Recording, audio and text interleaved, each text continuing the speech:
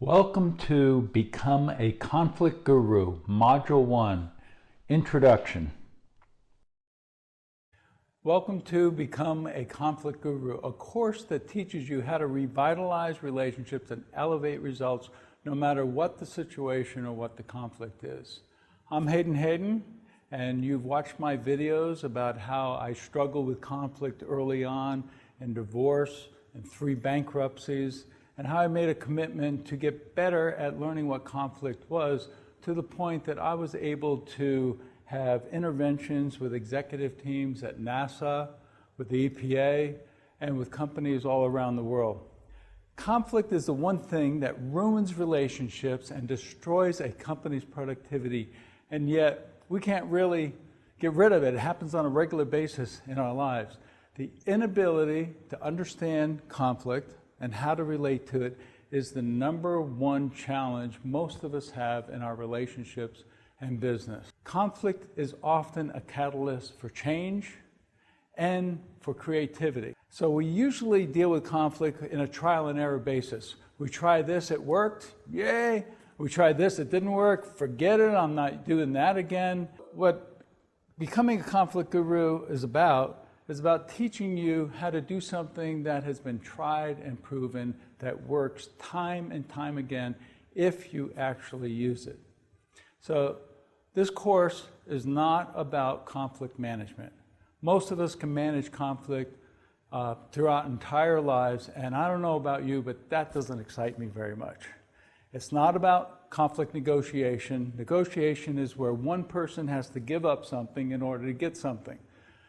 No, being a conflict guru is about the transformation of conflict, from the destructive tension of conflict and disconnection from other people to the dynamic energy of creativity and connection with those that we work with and care about. This course is built around 3 aspects: neurobiology, how we're designed as human beings and hardwired, to the psychology, what's going on in our heads, and physiology, what happens to us physically.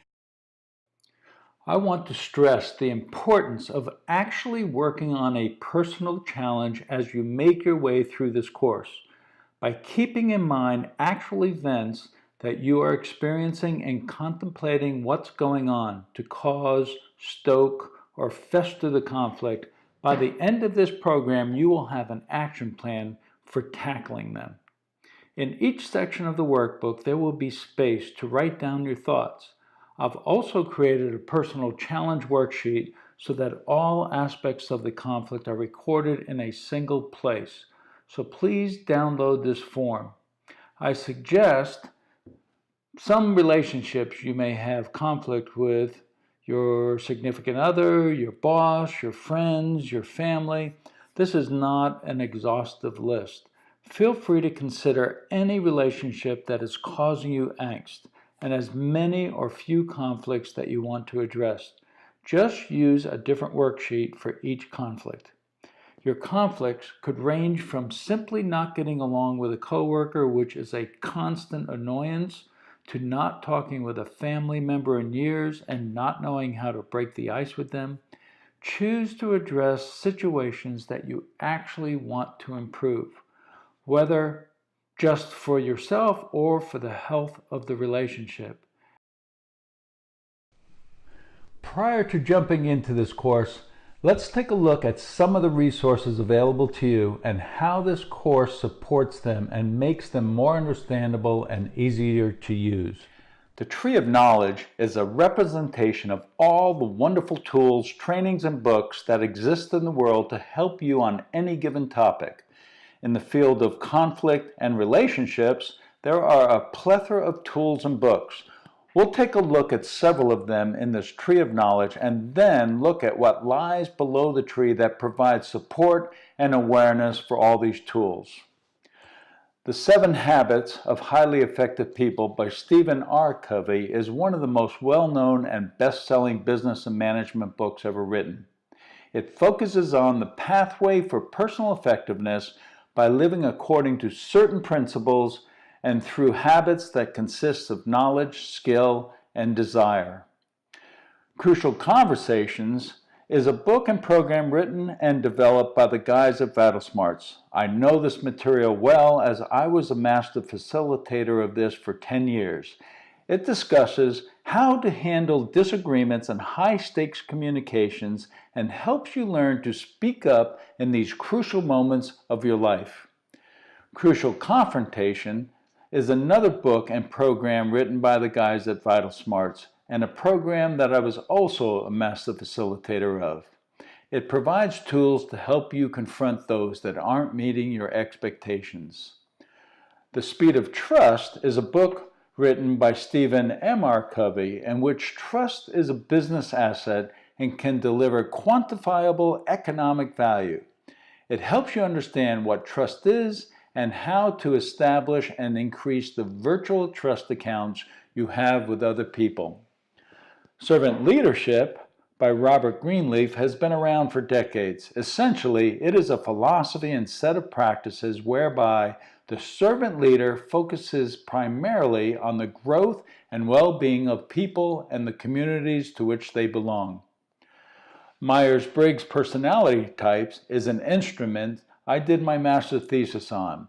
It was developed by Catherine Cook Briggs and Isabel Briggs Myers that helps you understand yours and others' personality styles so that you approach them in a manner that best suited for better interactions. As you look at this tree of knowledge, it's important to identify what gives life to this tree. Roots provide the foundation and support for the tree and its fruit by absorbing water and providing nutrients from the soil to the tree. In this analogy, roots are made up of three things. First, and most importantly, are needs. As humans, we all have common needs.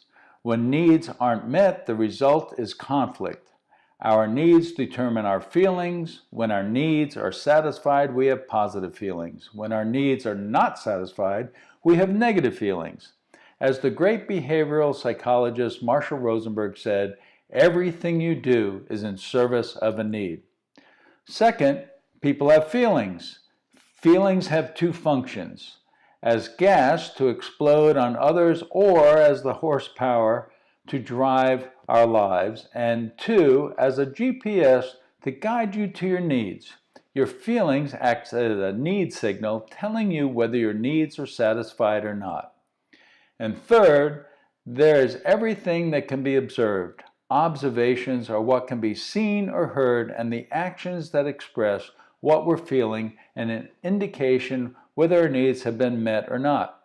Having the ability to differentiate between facts and meanings and then choosing your perspective can shape your view of others and the world.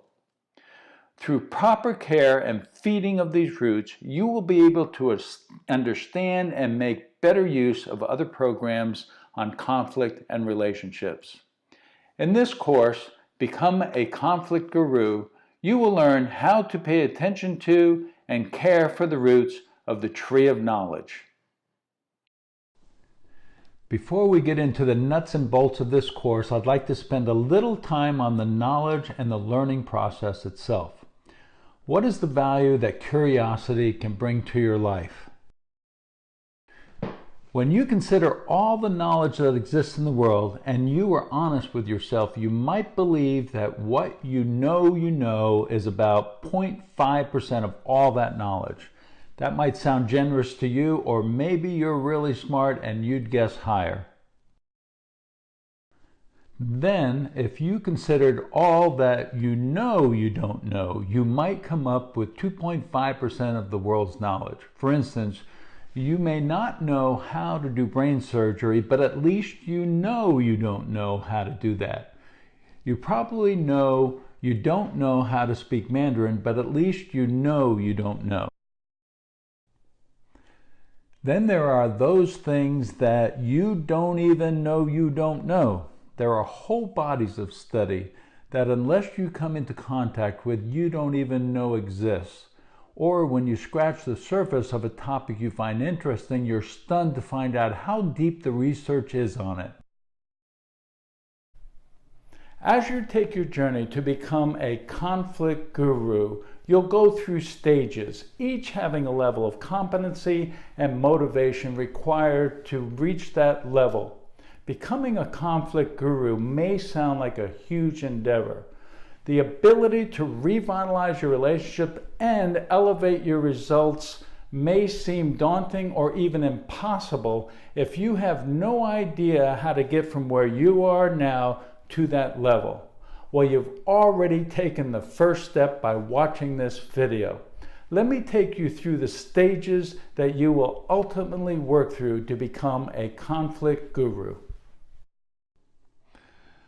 The first stage in development is unconsciously incompetent. This is easier to see in others than ourselves because we all have blind spots where we don't know what we don't know. People at this stage might be called a bull in a china closet because they are oblivious to their destructive nature. This might be because they are truly inconsiderate and lack concern for those they harm, or it might be because they have just been ineffectively trained by the school of hard knocks and are basically just doing what they've always done and seen people in their lives do. Because they don't seem to filter what they say, or they make statements that trigger the worst in others, it appears that they are motivated by their own self-interest. At this stage, it's hard to say what their true motivation is because they aren't even aware of what they're doing, or that there could be another way to communicate or connect with others. The awareness and commitment line separates this first unconsciously incompetent stage from forward progression. People below the line have not been faced with the need or desire to change. Those above the line have chosen to put some energy into improving their lives for the better. By watching this video, you're putting energy into learning. For others, it might take some upset or disagreement that ends very badly to prompt them to contemplate a better way of dealing with conflict. This is what the journey to become a conflict guru truly begins, when you commit to getting better at handling conflict and having better relationships. Once you've committed to self-improvement, you've acknowledged that you are consciously incompetent.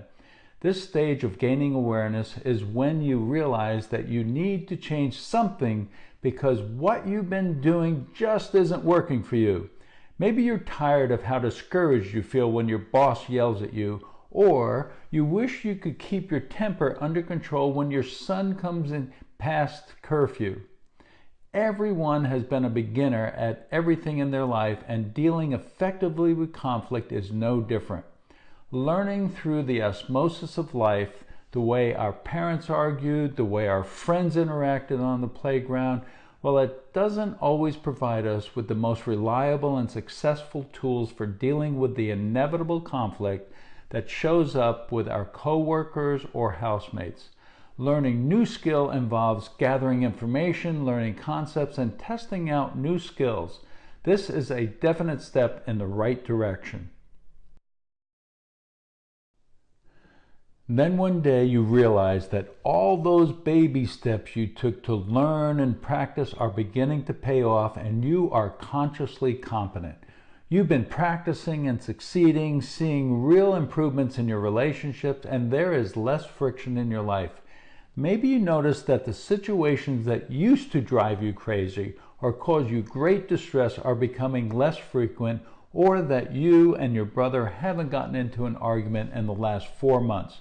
Maybe you can see your boss's perspective differently and don't take it personally when she leans in on you.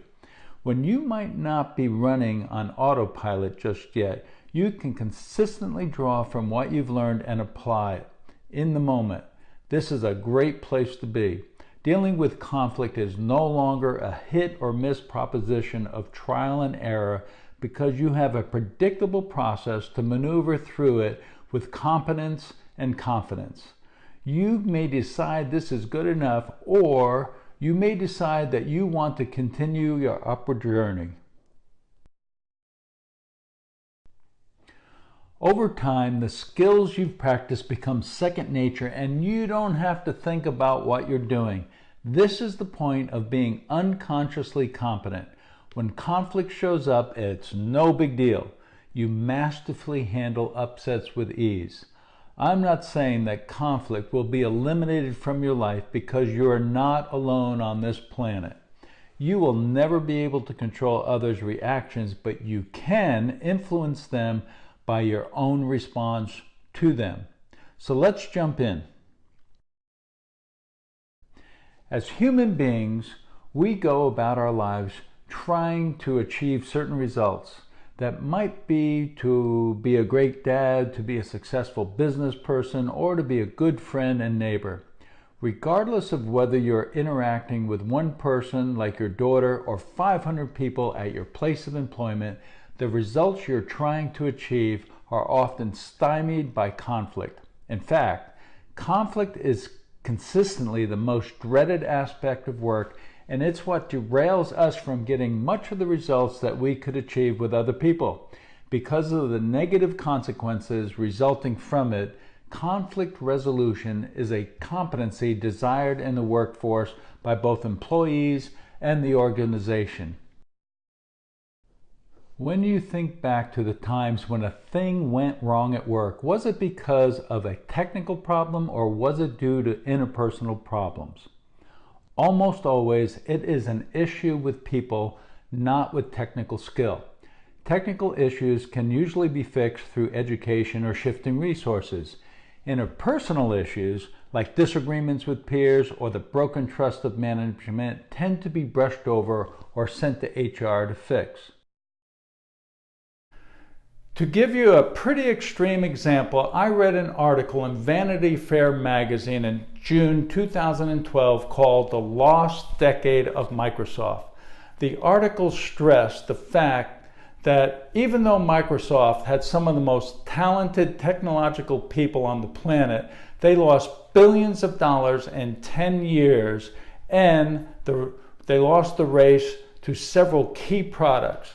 They were beat out by Apple, even though Microsoft was years ahead in the technology to develop those certain products. In 10 years, their market cap rate fell from $447 billion in 1999 to $160 billion in 2009. The article went on to describe that Microsoft had a problem that wasn't technically challenged, it was interpersonally challenged, in that they rated their team members. The team members with the lowest rating were let go and the team members with the higher rating were promoted. This caused conflict within the teams of individuals trying to outshine each other or sabotage each other's work. Neither promoted teamwork, instead it promoted conflict. This concept is curiosity. When you learn how to consciously choose curiosity in moments of conflict, you can transform the challenges into something positive. This is what you'll learn in this course, a whole new way to relate to and use curiosity in the way that perhaps you've never thought of before. When conflict occurs, you run the internal conversation that it doesn't work for me. Yuck.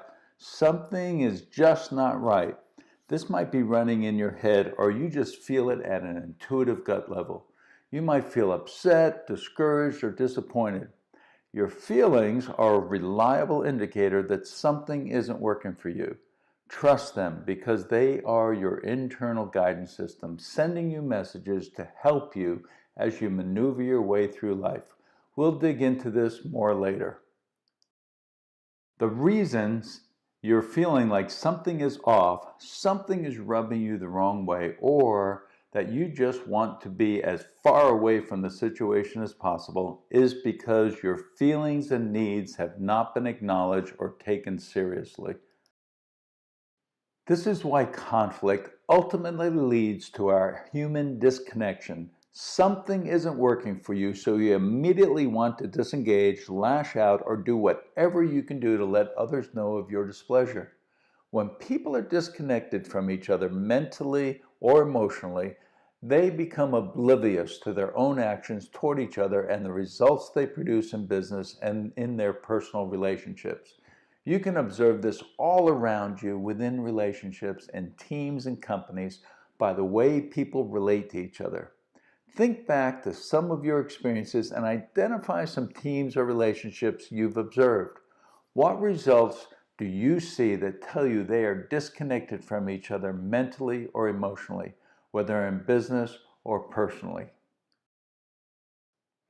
Here's a short list of what I've seen people do. Judging others that limit possibilities. Judging others, whether out loud or silently, is one of the biggest relationship killers there is. Nobody likes to be judged, and when we are, it's pretty unlikely we have any warm and fuzzy feelings for the person that just judged us, and we won't get much done together. Knee-jerk reactions to others. When we're disconnected, our automatic reaction tends to be negative. We assume the worst because there's a bad blood or history between us. Perceiving others' skills and insights as defective instead of just different.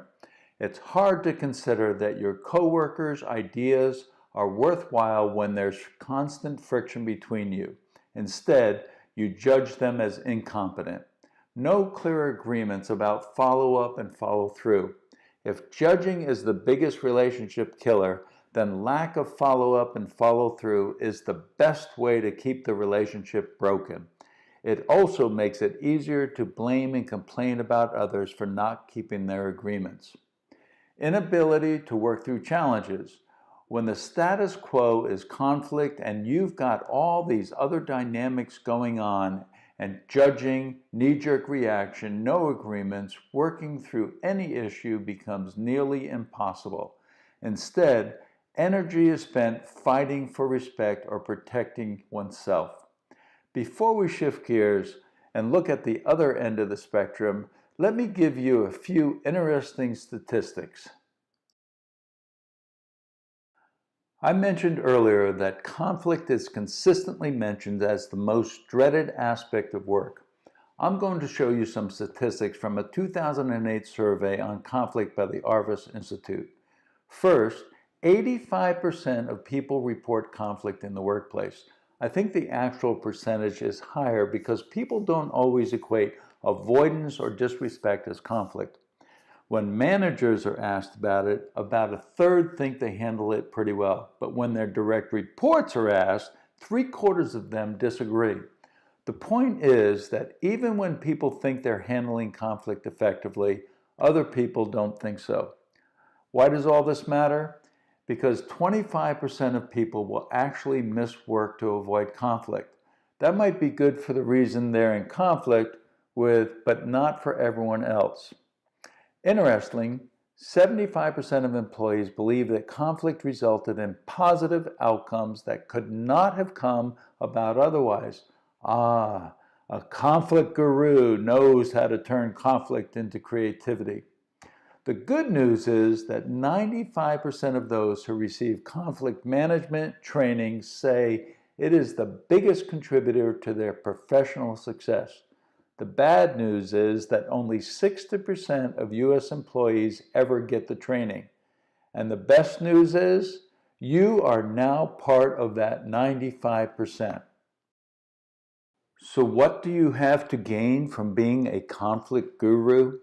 When you're curious with others, they run an internal story that it works for me. The same is true for you when others are curious with you. Again, you may know this intuitively, and when you do a gut check, you realize that you're feeling positive, like happy, encouraged, or empowered. Your feelings are a predictable message to you about whether something works for you or not. This is true for every person on planet Earth. Feelings are your internal guidance system, helping you maneuver through life, and when you are curious with others, you have taken their feelings and needs seriously by acknowledging them. When people are connected to each other mentally and emotionally, it becomes obvious by their actions toward each other and the results they produce in business and in their personal relationships. Just like we did with disconnection, let's take a look at what you might see when people are connected to each other. As a result of your human connection, you openly explore possibilities. When you aren't judging each other, then there's an openness to explore and discover new ways to approaching tasks, challenges, or projects. This is because you are feeling safe to openly express your thoughts, feelings, and opinions. This leads to increased creativity through leveraging differences in skills and insights, ending with clear agreements with follow-up and follow-through because there is accountability to each other. Having this ability to work through challenges frees you and others up to actually work on things that matter. So what's the common element in each of these positive results? Curiosity. Curiosity can be defined many ways, and Webster's defines it as a quality or attribute that people can have and can learn, which means it's not just a concept, but can be a skill that can be nurtured and developed. One aspect of curiosity is inquisitive thinking. Inquisitive thinking is a fancy way of describing asking questions. Asking them of yourself silently or others out loud will create positive results. So let's take a look at what's going on. Asking questions is so powerful when you understand how the brain is hardwired. I'm not a brain surgeon, but this is just a simple graphic to show you what's going on in there. When you're curious and ask a question, you activate the electrical impulses in your brain, turning on yours and others' higher reasoning center. A question forms a vacuum in your brain, and your brain is hardwired to fill that void. When you ask others questions, it's like flipping the electrical switch on in their brain and the synapses start firing. If you ask a quality question, you will tend to get a quality answer. A question puts yours and others' thinking on that topic and causes them to put energy into answering that question. The purpose of asking questions is to shift us out of our automatic response. Without questions, you tend to make statements driving under the influence of your reptilian brain of fight, flight, and freeze. By using conscious curiosity and asking others and yourself questions, you have lit up the higher reasoning centers of the brain, which operates much more rationally. I was told by someone who went through one of my workshops who heads up pre-kindergarten education that if a child is acting hysterically and upset, teachers are trained to ask them an unrelated question to shift them from the upset to the answer. The example she shared with me was a child became upset and hysterical, and the teacher sat her on the lap and said, "Who gave you those beautiful boots you were wearing?" The tears almost immediately dried up, and the little girl started talking about her grandma. This helped the little girl return to a more reasonable, rational mindset so she could not only answer the question, but also explain what got her upset. Obviously, such an intentional redirect isn't going to work with most adults, and not all questions create connection. The better the question, the better the answer you'll come up with. So let's take a look at the types of questions you can ask. Most of us learned the 6 question words when we were in grade school, which are who, what, where, when, why, and how. They are all looking for a particular answer except for one. Can you guess which word that is? It's what. Who is looking for people, where for location, when for time, why for reason or purpose, how, process, or structure. I hear people asking questions that start with the word why all the time. I think it's our go-to question. It seems like a logical question for understanding or clarification, but in reality, if you start your question with the word why, you will tend to get reasons, justifications, excuses, blame, complaining, and response. Why did you do that? Because I felt like it. Because I was told to. Because it made sense at the time. Because I want to mess with you. Do any of these help you understand the problem any better? So if you don't like to hear that, then don't start your question with the word why. How questions are a step in the right direction for understanding because you're looking for process or structure. How did you come to that conclusion or solution? You're looking for the steps they took so you can understand the process. The one word that isn't looking for a particular answer is the word what.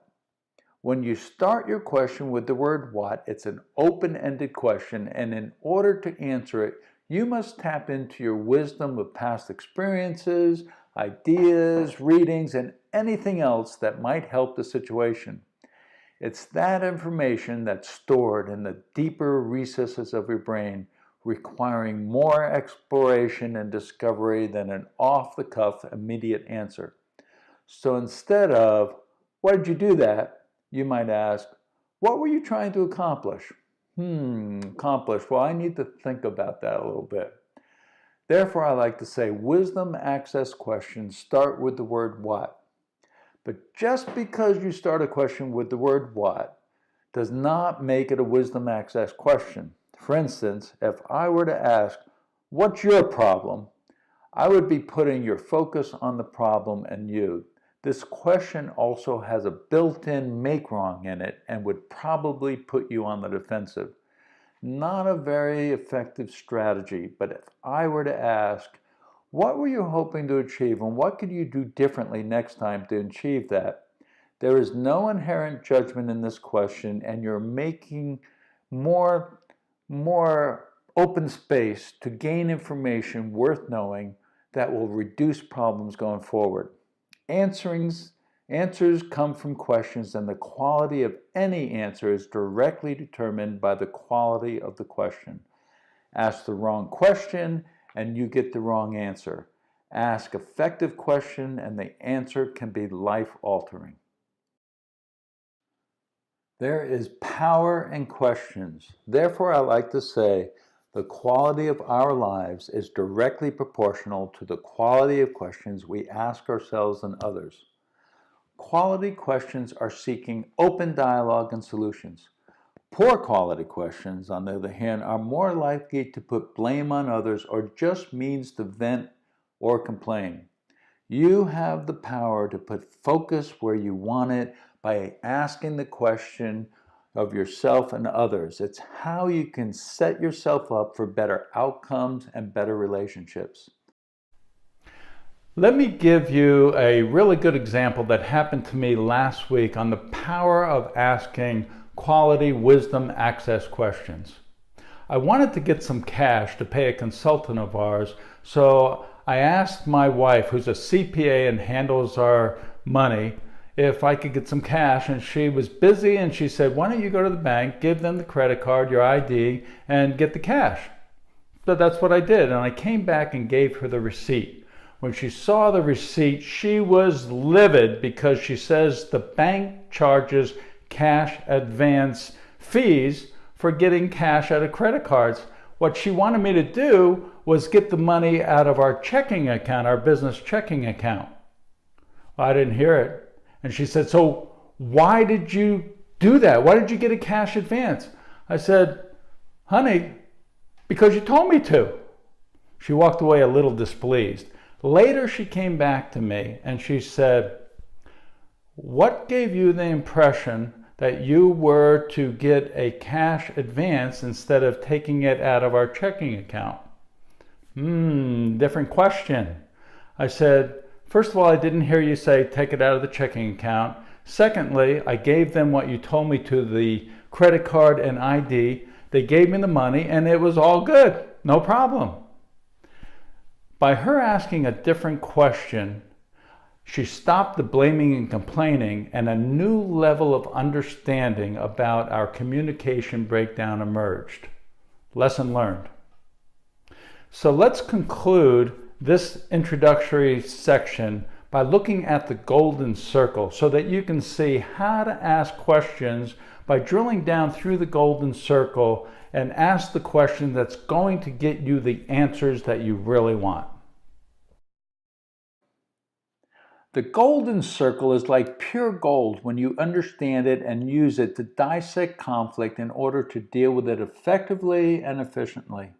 It conveys how the inner workings of conflict can be mined to turn conflict into creative solutions for you and all those you interact with. When you understand this, you understand human nature. At the very core of any conflict is the big why. If someone has a different why than you, it will drive conflict and disagreement. Understanding this will give you new insight into why the conflict has arisen and what is at the very root of it. Why you do anything is directly related to your needs. Everything you do is in service of a need. Otherwise, you wouldn't do it. Maslow's hierarchy of needs has stood the test of time and helps us understand why we do what we do. Needs are our big motivator. They are what moves us to take action in order to satisfy them. You can see this in action in any situation. Think about something adults do around the world every day. Get into their cars. Why?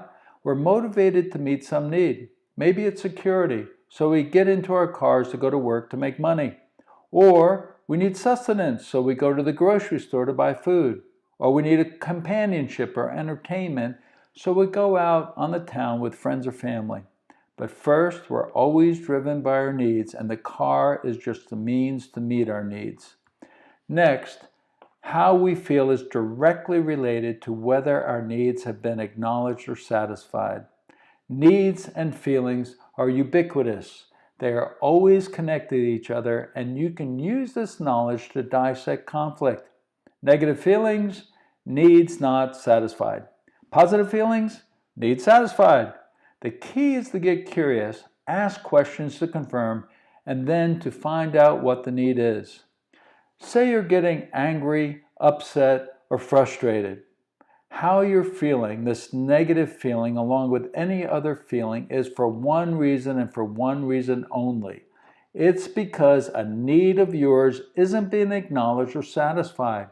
You have a choice. You can use these negative feelings to explode on others like gas, or you can use these feelings as a predictable guidance system, like a GPS, to identify what those needs are by being curious and asking a question. Feelings are simply our need signal. When our needs are satisfied, we may feel happy, excited, or tender. When our needs are not satisfied, we may feel sad, angry, or scared. There are a myriad of feelings, and while they are not inherently good or bad, the tone of positive versus negative can guide you to determine whether your needs are being met. These feelings will then determine what we do and say, which is an outward manifestation of whether our needs are being met or not. You can observe this in people's body language, what they say, and what they do. If they act aggressively towards you or others, it's pretty obvious that a need of theirs hasn't been acknowledged or satisfied. Body language can be more subtle. It's important when you're focusing on what you see or hear to actually identify what was actually said or done, not what you made up about it. You can make up all kinds of things about any situation, but that's in your head and not an actual observable and indisputable fact of the situation observed by all that were present. This is important if we're going to address conflict in a way that is safe and respectful, to stick with the facts and not mix it up by what we made up about it, like, you disrespected me. Well, that might be what you made up about it. It's impossible for others to do anything about disrespect unless they know what you heard or saw that brought you to that conclusion. That's where facts come in. If you said, "You began speaking before I finished and you raised your voice at me," now they know what upset you and they can act differently to show you respect. They can wait till you're finished and not raise their voice when they speak to you. Understanding the elements of the golden circle can help you drill down into any conflict you're having. When you work your way from the outside, like a drill starting at the outside of the earth and drilling until you hit the core of what has started the conflict, you can actually change the outcome of your interactions. By observing what people are doing or saying, identifying how they're feeling, and determining their big why, the needs that are driving them to feel and act a certain way, you can focus on what's really important, the needs, to address the conflict at its core. When you understand this golden circle, you understand human nature and what makes each of us tick.